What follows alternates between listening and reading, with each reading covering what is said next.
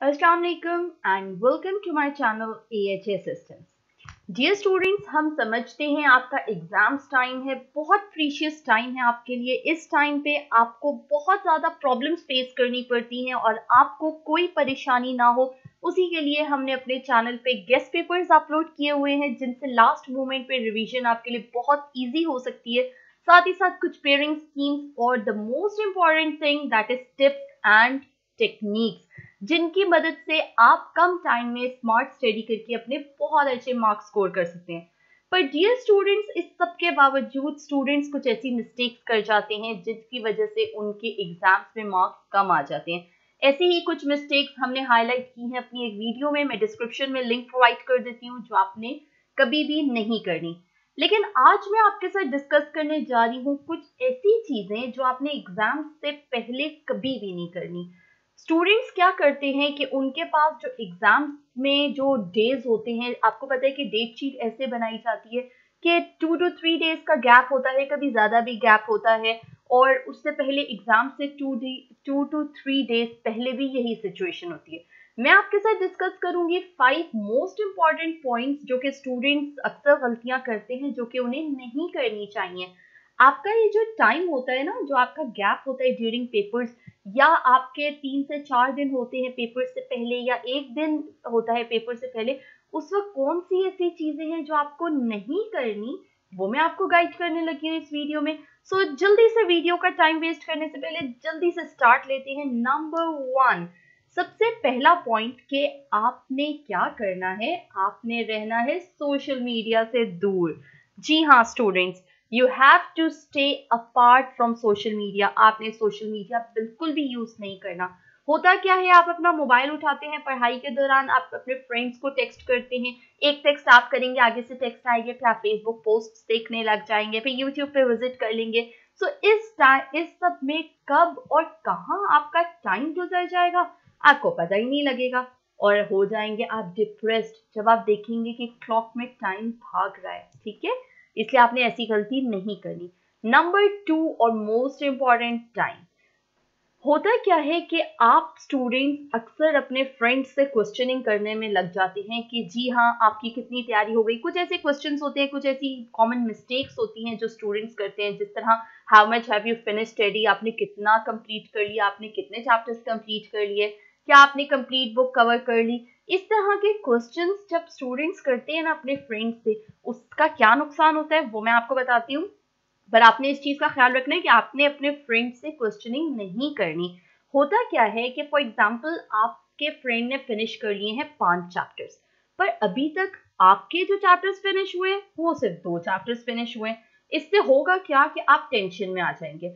आप अपने जो रिवीजन की क्वालिटी है, आप जो अपनी प्रिपरेशन की क्वालिटी है, उससे आप कॉम्प्रोमाइज करने लगेंगे, जिसका रिजल्ट क्या होगा, लो मार्क्स, लो इन एडमिशन, लो ग्रेड्स। ठीक है, इस तरह से सबसे बड़ी बात, आप डिप्रेशन में आ जाएंगे।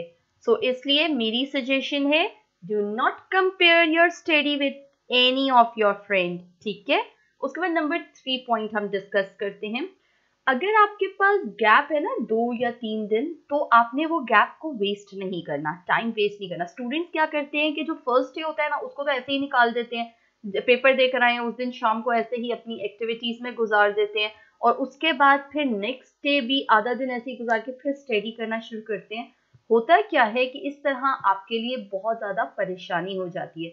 आप जब अपने डेज को प्रॉपरली डिवाइड नहीं कर पाते अपने चैप्टर्स के हिसाब से, तो आपका पूरा स्केड्यूल डिस्टर्ब हो जाता है और उससे आपकी प्रिपरेशन इफेक्ट हो जाती है। ठीक है, सबसे बढ़कर एक और चीज, आपने ना अपनी स्टडी को पोस्टपोन नहीं करना। जिस तरह अब फॉर एग्जांपल आपके पास 2 डेज का गैप है, तो आपने ऐसा नहीं करना कि मैं आज नहीं मैं कल स्टडी करूंगा, तो कल से सुबह से स्टार्ट लेते हैं, अभी रहने देते हैं, या कल सुबह में आप कहेंगे अच्छा चलिए शाम से रूटीन बनाते हैं। ऐसा बिल्कुल भी नहीं करना। ठीक है, जो टाइम आपको मिलेगा ना, उसमें आपने उसको अच्छे से यूटिलाइज करना है, क्योंकि इससे क्या होगा कि आपका टाइम गुजरता जाएगा और जब लास्ट डे आ जाएगा उस वक्त सिर्फ आपको टेंशन होगी और आपका जो रिजल्ट है वो फिर अच्छा नहीं आ सकेगा, क्योंकि आपके पास टाइम शॉर्ट होगा। उस टाइम शॉर्ट के चक्कर में आप जल्दी जल्दी प्रिपरेशन करेंगे, जल्दी जल्दी रिवीजन करेंगे, तो उससे आपकी प्रोडक्टिविटी इफेक्ट होगी। इसके बाद आ जाता है पॉइंट नंबर 4, क्या ऐसा है जो आपने नहीं करना। जैसे कि मैंने आपको बताया ना कि आपने अपने फ्रेंड से क्वेश्चनिंग नहीं करनी, इसी तरह से आपने अपने प्रिपरेशन मेथड को भी अपने फ्रेंड से डिस्कस नहीं करना। क्योंकि होता क्या है कि आप देखिए, हर बच्चे का ना टारगेट अलग होता है, हर बच्चे के गोल्स अलग होते हैं, इसी तरह से उसकी स्ट्रैटेजी भी अलग होती है। हो सकता है आप पसंद करते हो कि पहले इजी इजी चैप्टर सारे फिनिश कर लिए जाए ताकि मेंटली रिलैक्स हो जाए कि हाँ इतने चैप्टर्स कवर हो गए और फिर डिफिकल्ट पे आए, या हो सकता है कि आपकी स्ट्रैटेजी हो पहले डिफिकल्ट वंस को कवर करना फिर इजी, और आपके फ्रेंड्स की इससे डिफरेंट हो। तो ऐसी सिचुएशन में जब आप कंपेयर करेंगे ना अपनी स्ट्रैटेजी को अपने फ्रेंड से, तो आप कंफ्यूज होंगे। जस्ट जो आपकी अपनी स्ट्रैटेजी है उसको फॉलो करें।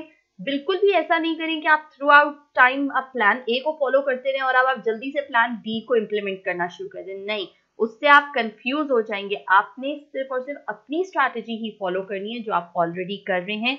जो रूटीन आपने शुरू से बनाई हुई है उसी रूटीन को फॉलो करना है, नया टाइम टेबल नहीं बनाना, नए टाइम टेबल की तरफ नहीं जाना, ठीक है। और जो चैप्टर्स आपने अगर छोड़ दिए थे ना, कुछ ऐसे चैप्टर्स हैं जो आपने छोड़ दिए थे या आपको मुश्किल लग रहे थे, तो लास्ट डे पे तो उन्हें बिल्कुल टच नहीं करना। आपने बस वही रिवाइज, लास्ट डे एक्चुअली होता क्या है, रिवीजन के लिए होता है, ठीक है।